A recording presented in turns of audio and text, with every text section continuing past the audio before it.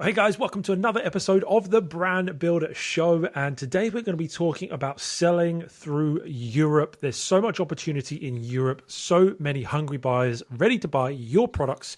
And so today we are going to talk all things Europe with our guest today, Anton. Anton, welcome to the show today. What an energetic intro. Thank you very much. Thanks for having me. I'm very excited after this after this words. Thank you very much. Well, hopefully we can maintain that through Very the well. episode. Yeah, it's great to have you on. I know a little bit about you from just obviously doing a little bit of research before the episode.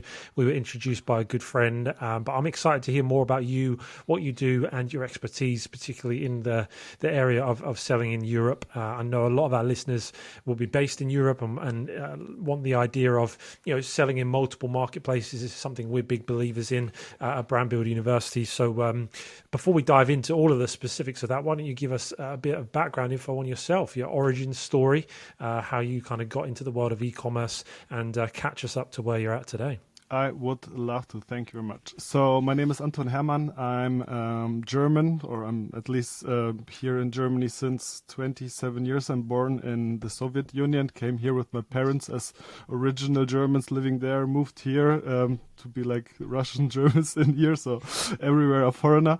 Anyhow, I was always into mathematics and physics, so I started studying mechanical engineering after my degree, or school degree, and I actually finished the bachelor's degree. It was not mechanical engineering, it was automotive engineering, because I'm actually located in Stuttgart. It's like Benstown, as Snoop Dogg would call it, or Porsche Town. So here's basically the brain of the mechanical and automotive industry of Germany. And after my bachelor's degree, I still wanted to make my mother proud, so to speak, and I also went to my master in mechanical engineering, so I switched to product development and construction techniques. And while my studies, I was already working for Bosch. You might know Bosch for the power tools. Oh yeah. Yeah, it's also here, so that's a very good place for that kind of stuff. But in this days, or during my work, I experienced that this is not the thing for the rest of my life. The guy next to me was like 60 something, and he was doing exactly the same job as I did, and I was like, no, I'm not sitting here for 40 more years to do exactly the same what the others are doing. So I tried to discover new business opportunities. I always wanted to have my own thing, so I knew it from the childhood already that I will do that. And I came to Amazon. I heard about it first time, like Amazon FBA. I heard about it first time in 2015 or so. And in 2016, I actually started during my studies, during my master's degree. And I was selling my first product in the end of 2016 under my own brand. Planet Bamboo was it called. It's not running anymore because I switched my focus. We will see what I mean with this afterwards. Yep. But it worked much better. It worked out much better than I ever could expect. So I ordered the first charge in China with my bamboo toothbrushes, and I was selling this 2,000 pieces in, I don't know, 2 months or so. And I was like totally impressed what is going on. I told about this project I told my friends about this project and current co-founders, Dimi and Manuel, and they did the same. And 1 year later, we just said, hey, why not combining our forces and do a common thing? And that's what we did 1 year later. And I was basically the mechanical engineer in the team for product development, and also a lot into Amazon, because I started with this and Amazon marketing, PPC, and all that stuff. My other friend and co-founding colleague today, responsible for finance and everything, was the finance guy, basically, or economics guy. And the third guy, Dimitrios, he was a software engineer, not fitting at all to some e-commerce project, but that's how it was. It was even more successful because we had experience and we raised some money from friends and fools, so to speak, or friends and family. And so we built up 5 more brands on Amazon. And then we had the idea in 2017, something like that, in the end of 2017, to do more than just selling stuff on Amazon. So we were thinking about building a big brand out of the brands we already started on Amazon. You cannot call it something a brand if it's only on Amazon, in my humble opinion. So that was option one. Option two was why we're not building up a service combined with a tool. And we looked into our competences in the team. We had a software engineer, and he said, like, okay, but we had nobody for marketing, like the real marketing students, creative stuff. So we said, like, okay, let's go for a tool, and that's what we did in 2018. But I don't want to have a monologue, so you can. I will just play the ball back to you. Sorry, Ben, for speaking that much. Yeah, no, it's good, man. It's good. I like to hear, because I think, of course, we want to talk about building brands and e-commerce, but I think understanding how entrepreneurs got to where they are. Everybody listening to this podcast is going to be an entrepreneur. So if it's not specifically, e-commerce, or if it's your story, I think it's still really, really helpful. So, what you're doing now is called Space Goats, right? It is called Space Goats, yes. Firstly, where's that name come from? There's an official and unofficial story. Unofficial story only with a beer in my hand, and the official the official story is that we call our customers goats. Okay, because goats has two meanings. You know, the goats, the animals which are always climbing up the mountains. You know, the pictures which are standing there, so they always want to get up. And goat is also, of course, Cristiano Ronaldo, greatest of all time. So it's a good match. So we call our customers goats because they. Sorry. That's going to be really controversial. So you're saying Ronaldo, not Messi? Yeah, of course I do. And I knew that it will be controversial because I'm the Ronaldo fanboy. We will see. We are right now in Qatar, blah, blah, blah. So we have the opportunity to see Ronaldo and Messi in the final in their last tournament playing for the World Cup. That's what I think is going to happen. I would love it.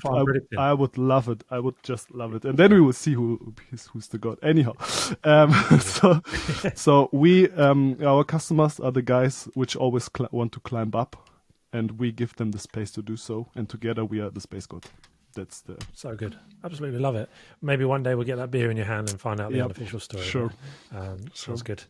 Good stuff. So what kind of stuff do you specialize in? Give us a bit of a rundown on what specifically you do. So in one sentence, what we do is we sell other companies and brands products through our Amazon account all over Europe, plus UK, plus since a couple of weeks USA, without our customers need to have their own Amazon account, their own VAT infrastructure, any competences in product compliance, translations, and so on and so forth. And it's a modular solution. So whatever competences and skills you bring on the table, you can keep, and you can book the rest, what you don't have in your team, from us. So basically you can go from, I just need your distribution network, like VAT infrastructure and so on, and I do the marketing, everything myself, or here's my product, I would love you to sell my product all over the world, and we will do it for you in a full service. So basically we cover all this backed by a software. And so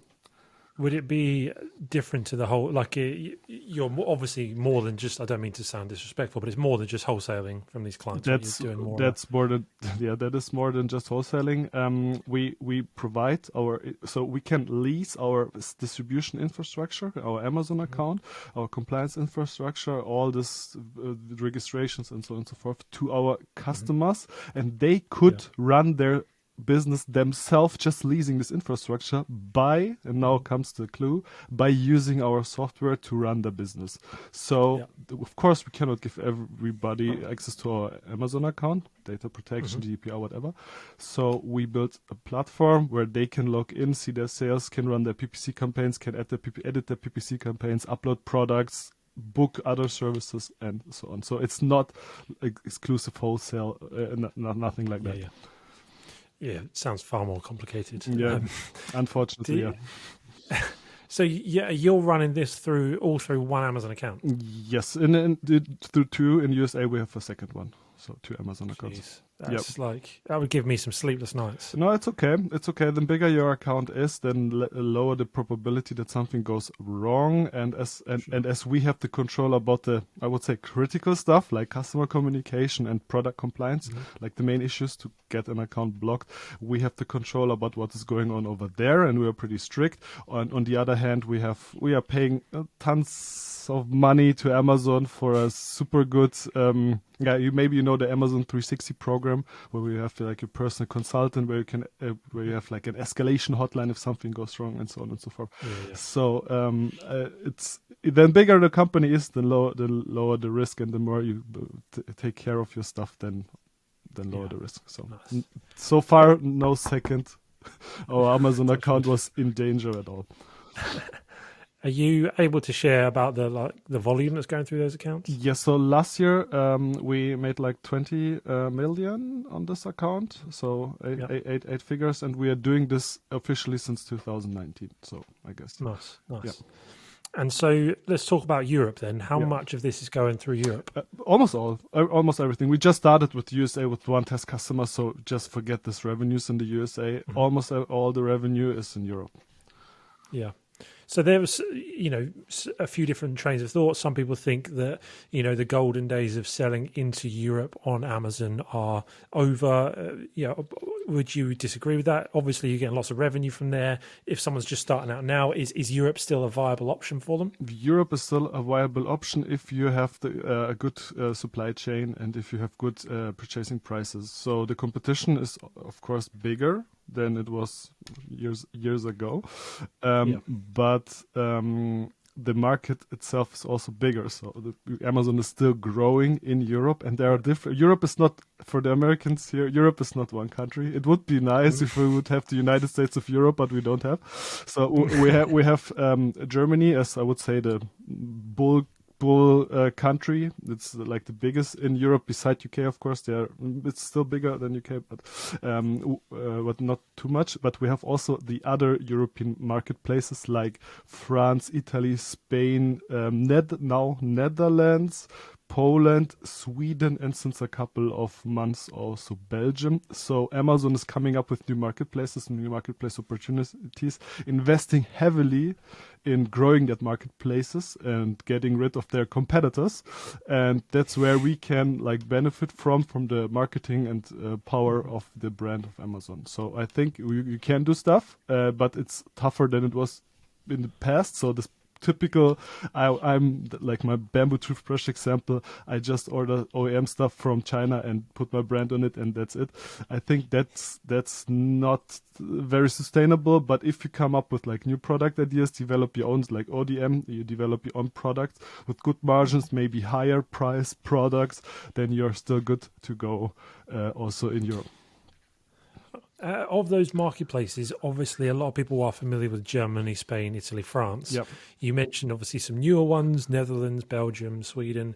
Of those, which are the ones that are growing, are strong? Would you recommend people getting into? So I would say they are all not too much compared to Germany yet, but the growth numbers, for example, France is growing much faster than Germany. So France still is a good opportunity to get into because the competition is much lower and the growth is much higher. But let's talk about the smaller marketplaces. I would say Netherlands and Sweden are super interesting for the start because Netherlands and Sweden, they have a big high purchasing power, so they're rich people living there. So and they're super digital in their mind. So they, especially the Swedes, they really love digital products and they're really into e-commerce.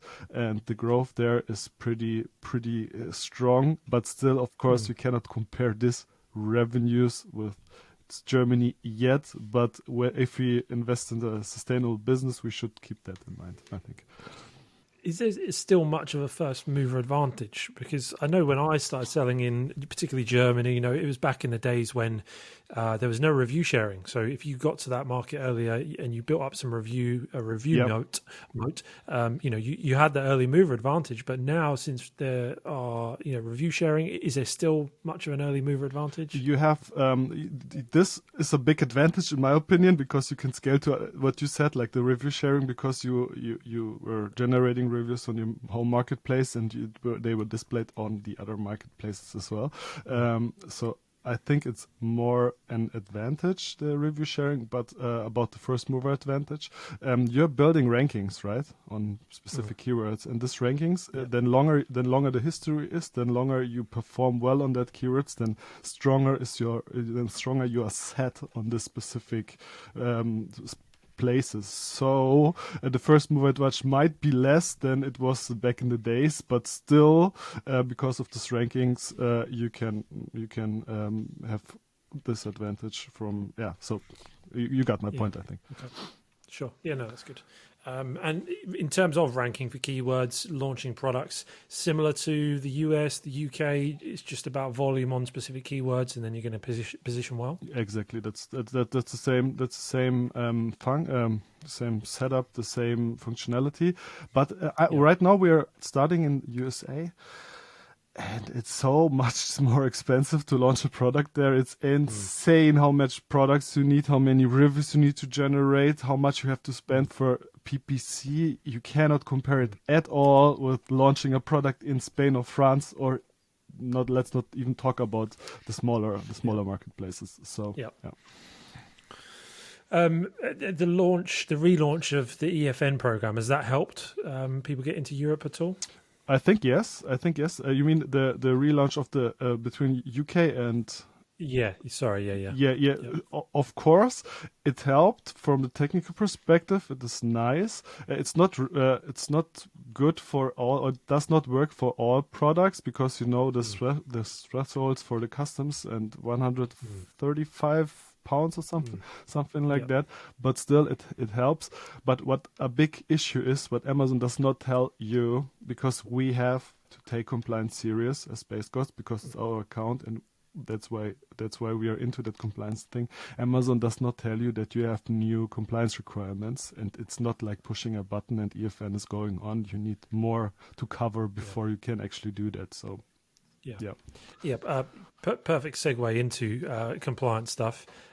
So say, for instance, for me, I've got a relatively new toy brand that we launched a year or so ago, and we're just selling in the UK at the moment, just about to start looking into the US. Let's do a bit of a case study. I want to get those products into Europe. What's the best route? Let's workshop it. Yeah. What do I do? Compliance first. I'm always saying it, compliance first, because if your product is not compliant, then Amazon will take it off, and it will be even stricter in the future. Maybe you heard about the Digital Market Act, which the European Union came up with. It's like they take the bigger marketplaces more into account about what is going on in their marketplaces. So Amazon is basically responsible if you're selling fake products, not compliant products, and so on and so forth. It means if you have a product which has no CE mark, for example, then Amazon has to take it off. Otherwise, Amazon will get in trouble. So I would say compliance first. So let's toys, perfect example, CE. So that's like the first thing you should cover, because CE, you have in UK a CE logo, CE label, and you would need to have it in Europe as well. It's not super complicated, because basically your supplier gives you the CE certification, or you can even give it yourself. But that's something you need to cover first. So is your product compliant? Do you fulfill all the requirements for the product? The second thing is the brand. Okay, you have, in the past it was like that, maybe EUPO, it was like the European Brand Authority. So you registered your brand once at this authority, and then it was a brand, it was registered for all over Europe. That's not the case anymore. So it means you have a UK brand, and you have to get a second brand for the European Union. You don't have to get, actually, but then you get the risk that somebody just hijacks your brand and will just take it away if you don't protect it. So you can't get brand registry with a UK or US trademark? You can technically, it is possible, but only technically. But legally, Yeah. you have nothing in your hand if you if you don't transfer the Yeah. brand to the other marketplace. It's not rocket science. It costs, let's say, $1,000 or something like that to register a European brand, but you have to do it. But if you did it before the Brexit, if you had a European brand before the Brexit, it was of course relevant. It was of course, how you call it? You could use it for UK and Europe because you got a free substitution or a free duplicate of your trademark into the UK. But if you did it after the Brexit, you need to register it double. Okay. Yeah, I know because with another brand, we've had issues where we've got a US trademark. We've had loads of hijacker issues in Canada. We've got brand registry in Canada, but because when we try and report an IP violation in Canada, they request the trademark number and it's a US trademark, it doesn't give you the authority. So Exactly. Is that exactly the same in Europe, is it? 100%. Yeah.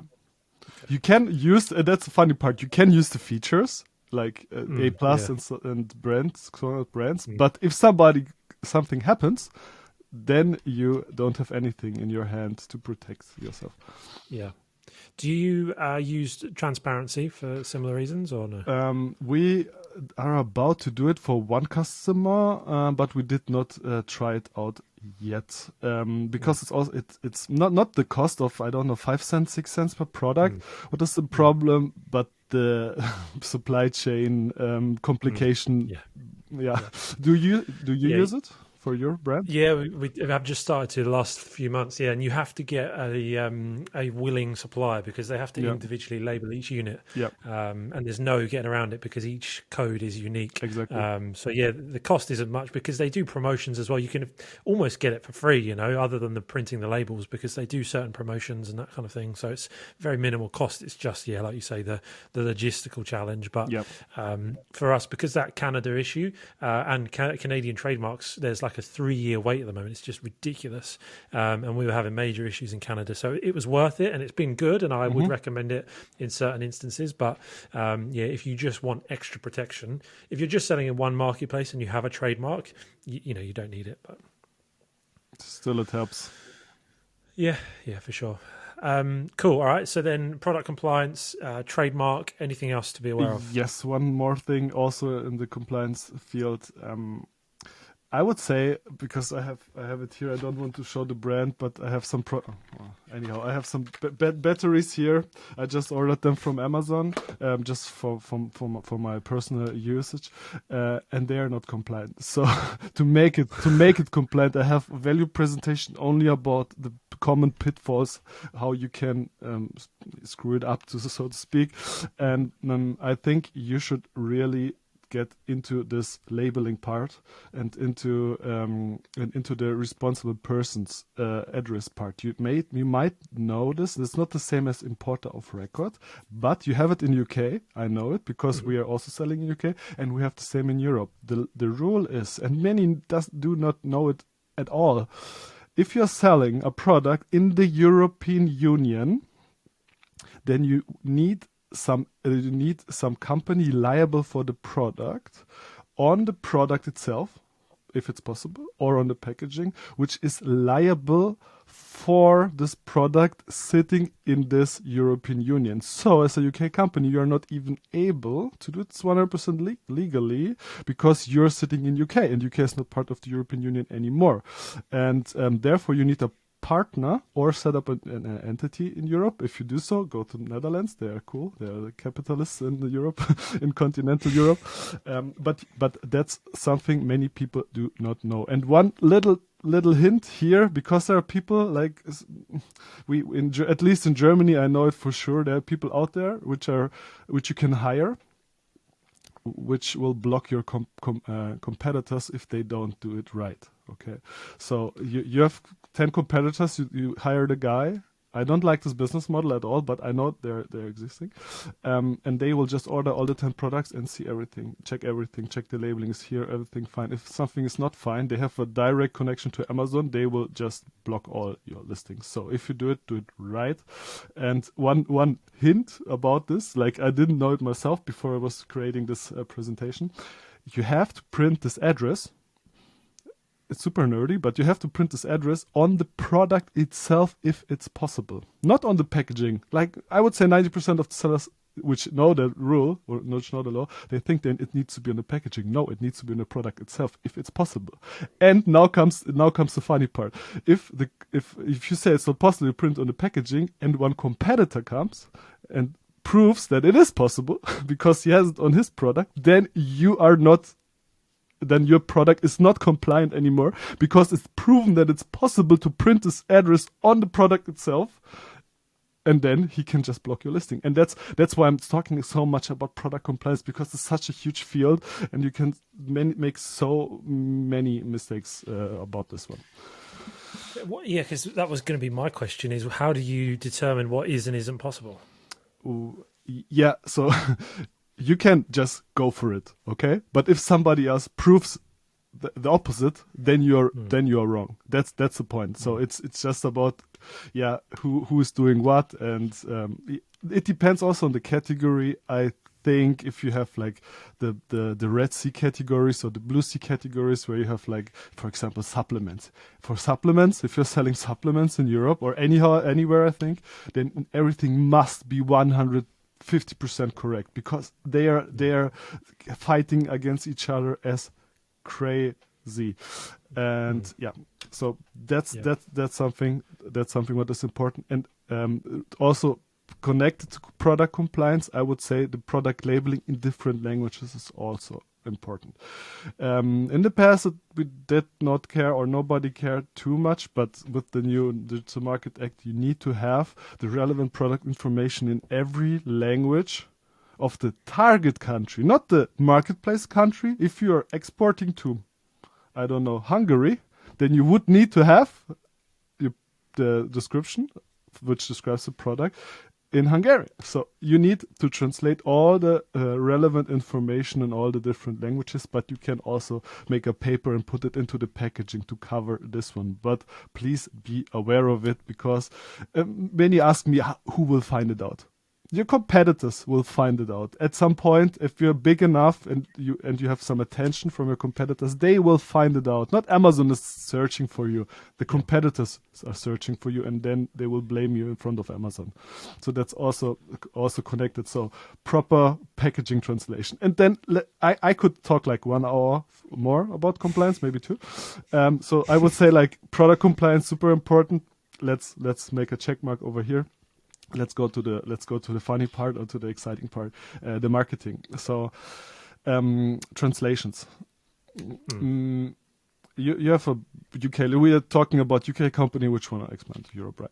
So you did your product research. You did your keywords research. You wrote this beautiful content, beautiful copywriting, beautiful title. Yes. The worst thing you could do now is to use the translation from Amazon. That's like the worst you could do. I give you one funny example to make it a bit more exciting.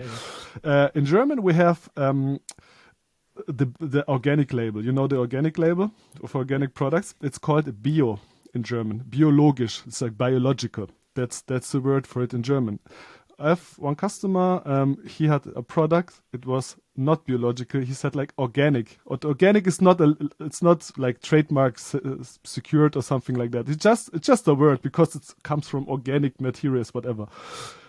Amazon translated biologisch into organic automatically, so it was organic, like it needs the organic certification, organic label. The product got shut down from Amazon.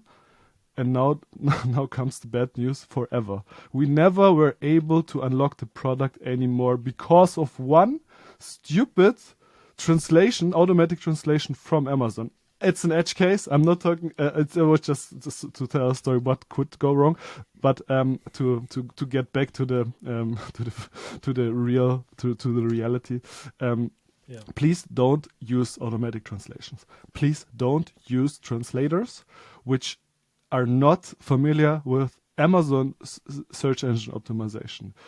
And because if you would ask your grandmother to write your listing in British, she's British, maybe she's a British language teacher or whatever, she would write a terrible search engine optimized language listing. Yeah. You can be sure about it. And that's what your translators will do as well, if they're not familiar with the Amazon algorithm. So hire some agency. There are a couple out there which actually know the drill and do a keyword research up front. They do a PPC keyword research up front. They give you the search volumes and so on and so forth. So that's the next part. Proper translations for this search engine optimized things, content. Not for A+ content. Nobody cares about A+ content because it's not search engine optimized. You can use your grandmother to translate your products, but please not for this one. And then one thing Amazon came up with, I think 1.5 years ago, it's like localized pictures, localized images. It's a beautiful thing. It's also not search engine relevant, but still you can get something out of this. I tell you why. Maybe you're not familiar with the continental European culture. I mean the listeners here. French people hate speaking English. They hate it. They hate it. Even if they know, they don't speak to you. It's insane. It's insane. Germans are cool in this regard. So they learn English in school. You can go to a bakery. They will know at least a little bit of English. At least a little bit of English. So Germany's fine. But if you go to France, they have just their brotherhood problems from the past with the British Empire. So they hate speaking English. Spanish people and Italian people, they just cannot speak English. They would love to. If they could do that, they would speak to you in English, but they are not able to speak English. So if you have, like, in the past it was like, okay, if you're a German seller, do German English, for example, German English wordings on your images. Now you have the opportunity to actually localize your images, and please do that. Please use that joker. But to do so, you need a brand registry. So then the circle, yeah.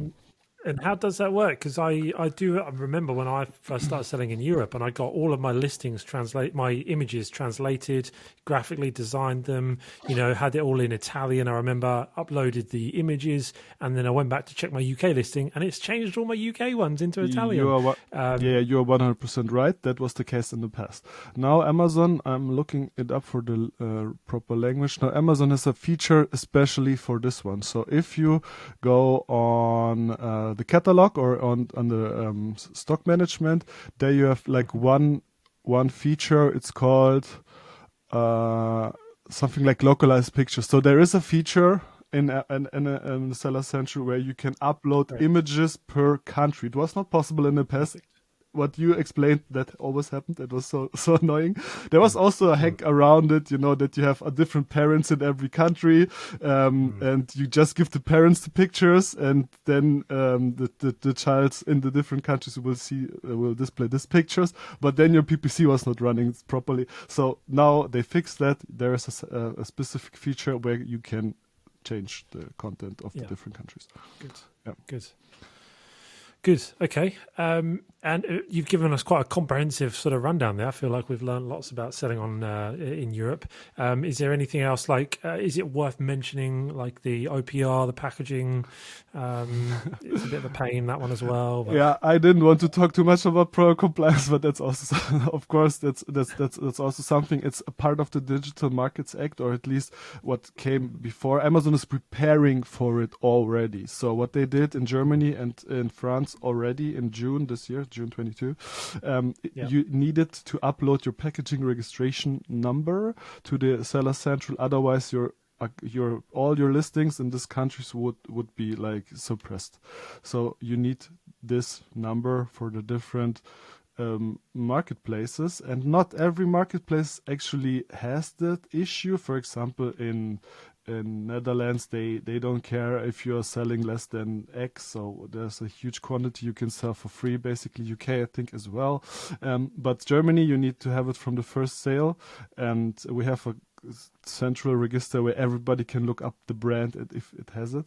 In France you have it as well, in Spain too, and in Italy it's not executed yet, but it will be executed pretty soon. I'm 100% sure that it will happen. And that's one thing, like the packaging registration. The other thing is like the WEEE thing. It's like electronic trash. Basically, when you sell a product, it's the same concept as the product packaging registration. If you're selling stuff in Germany, for example, your stuff is producing trash. So, and somebody needs to pay for that trash. And that's normally the seller who pays for the trash. So you have the packaging registration. You have to pay per year. It's not expensive, but you have to do it. How many tons of paper you sold and blah, blah, blah for the outer packaging. And you have the same for electronic devices. And that's also required from January 1st, as I remember, in 2023. So from next year on. So that's also something you have to cover. Then you have like the textile registration it also needs to be covered. And you have the battery registration. I don't know the English term for it, but yeah, if you're selling something with a battery, there's a different registration. You would need this number as well, and uploaded it to Amazon. Amazon has some dashboard where you can upload all that stuff for the different countries. Yeah. So like in summary, obviously there's it's getting harder and there are more sort of hoops to jump through, but it sounds like there's still lots of opportunity and worth it for the right business, the right product. Can I say something about what you said? It's getting more difficult. That's true. But if you have the mindset to make it right, if you have the opportunity to make it right, you get an advantage because let's name them. Many Chinese sellers, they didn't care at all about what's going on in Europe. Then zero. So you would have competitors with a competitive advantage because they did not care, and all these bad products will be removed from the marketplaces, so the good products, the compliant products, will survive. And if you're compliant, it is an advantage for you, even though the start is harder than it used to be in the past. So I don't think it's a disadvantage. Another example for UK, the Chinese sellers were never paying VAT. They just did not care. And then Amazon said like, okay, in Germany as well, then we will pay your VAT. And suddenly the prices just went up because they had to pay VAT. Because of course you can sell your products for a lower price if you don't need to pay 20% VAT, right? And now they have to, and now the prices went up, and you are again competitive to their prices. So it's not only a disadvantage. I think it's more advantage for the guys who do it right. Yeah. For sure, yeah. A higher barrier to entry is an advantage sometimes, isn't it? So, yes. That's absolutely right. Good. Is there anything I haven't asked that you feel is good to mention? Anything you want to add before we close up?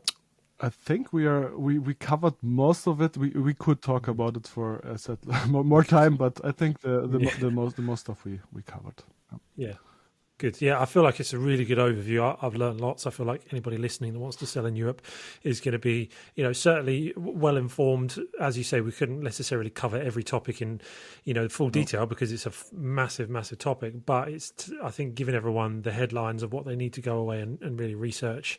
If people want to find out more about Space Goats and what you do, where's the best place to find you, Anton? You can add me on LinkedIn, Anton Hermann. You can follow us on LinkedIn, Space Goats, or you can go to our website, spacecodes.io. There we explain what we actually do. All this EPR stuff is not relevant with us anymore. We can help you with product compliance. We will check your copywritings for health claims and whatever. So that's what we can all cover. And you just can focus on whatever you want to focus. And just feel free and hit us up. We are very excited about it. Sounds good, man. Sounds good. All right. Well, we'll leave all of those links, etc., in the show notes, in the description for everyone to check out. Anton, thanks for your time today. Really appreciate it. I feel, real great knowledge shared there today. Thank you very much for having me, and everybody have a great start into the new year. Thank you very much. Let's go. Awesome. All right, guys, thanks for joining us for this episode. I'm sure you got lots of value out of it. If you did, don't forget to like, subscribe, leave a review, share it, all that good stuff. We really do appreciate it. And we'll see you in the next episode real soon.